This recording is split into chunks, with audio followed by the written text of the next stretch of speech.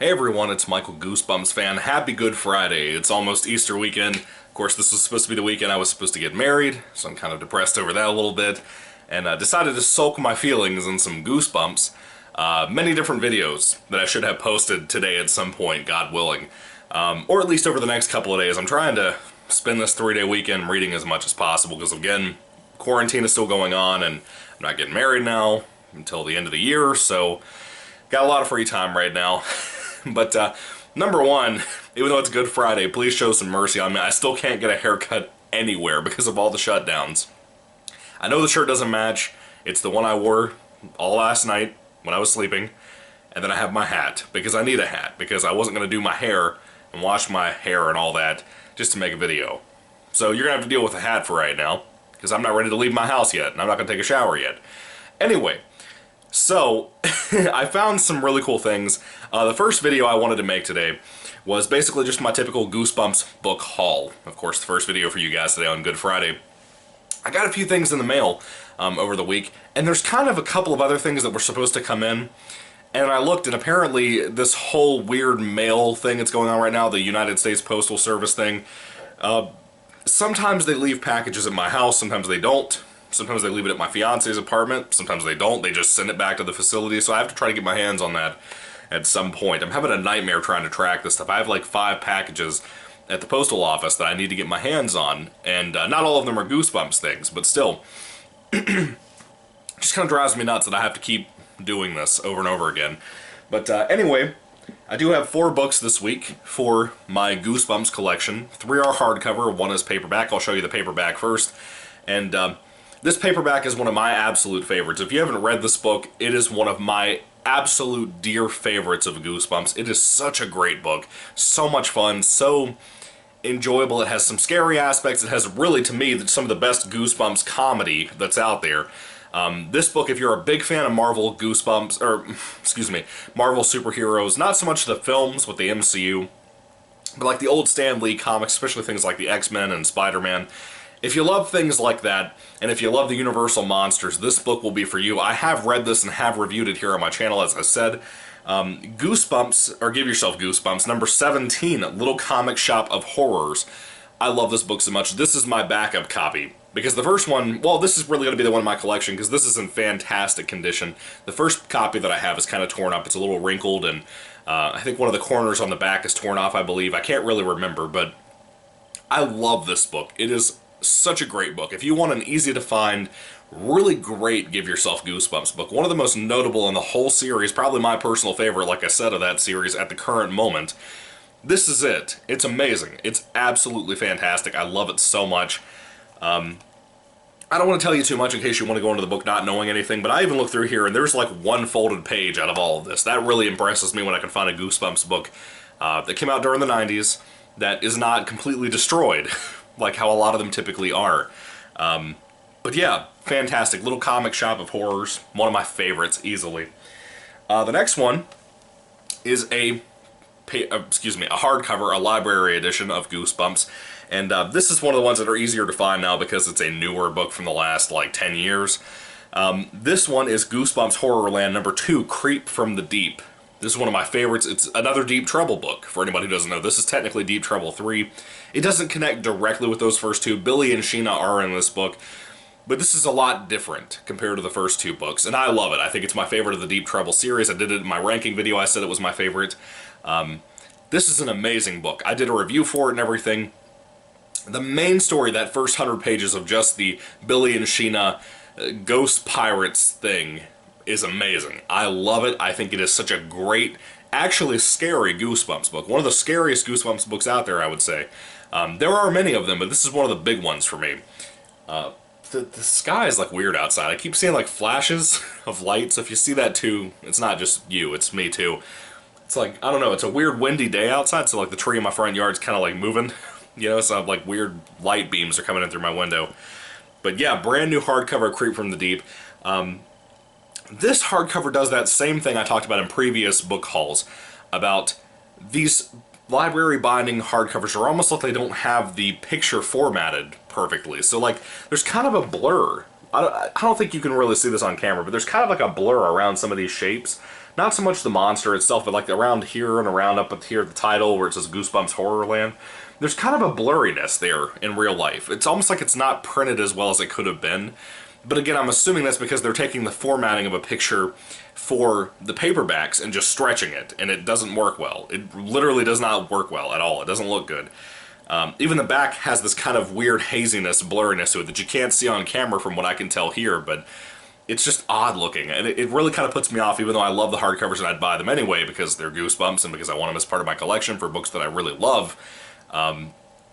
It's a little bit irritating because some of these books are kind of expensive. I managed to get these three books that I'm about to show you, well, the two I'm about to show you and the one I just showed you, for a relatively good, decent discount price, because they were cut down on price a little bit on Amazon, I guess because of all the quarantine stuff. I don't know. Some of them were, some of them weren't.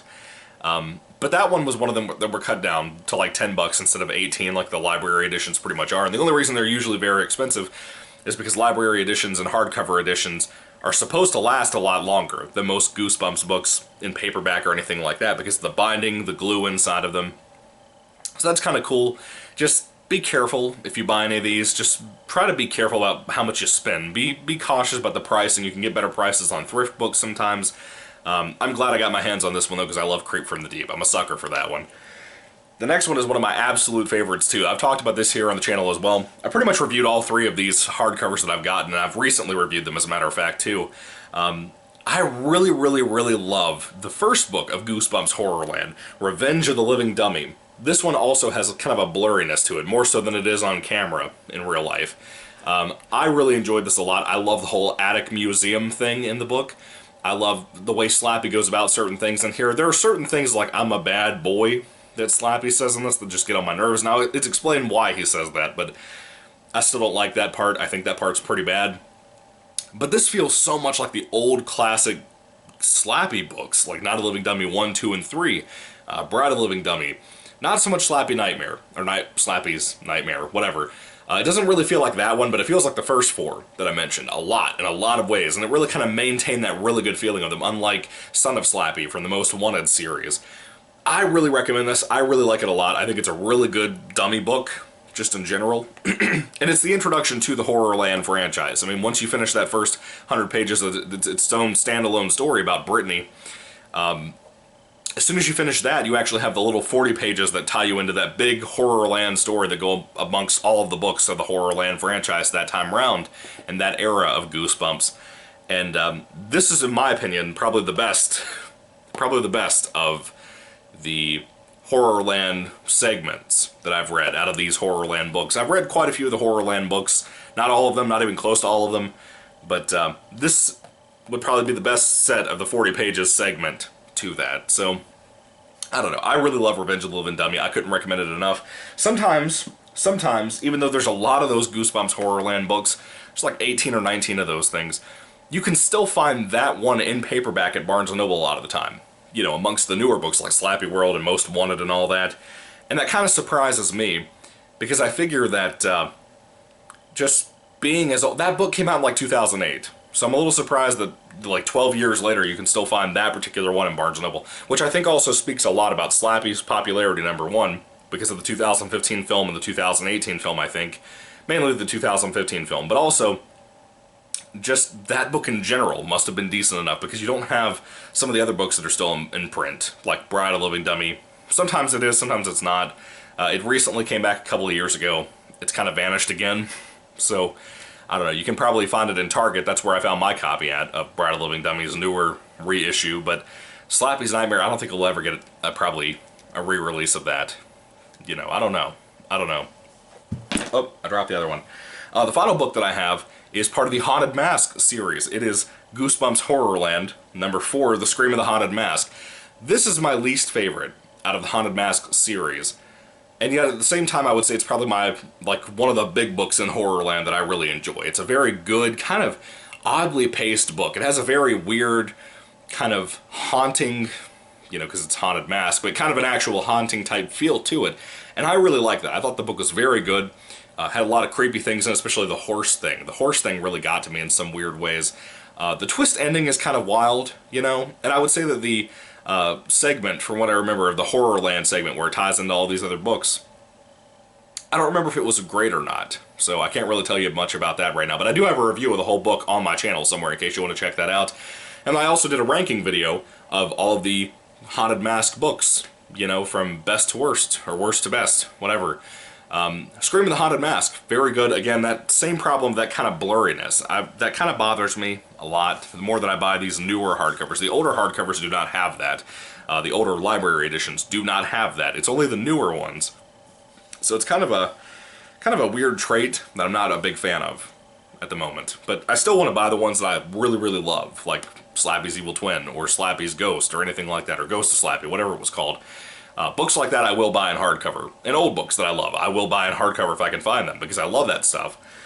Anyway, that is the 4 books that I have this week for the book haul, and if you have any comments about those, put them down below. I'd love to hear what you have to say. What do you think about these Goosebumps hardcovers? Do you still like them? I see a lot of people being more and more intrigued by this because of my videos, and I'm really excited about that because there's a lot of other people looking for some really cool stuff online, whether it be eBay or Amazon. I got these 3 from Amazon at the current moment. I don't know if I mentioned that or not. I got them on sale, but they were on Amazon.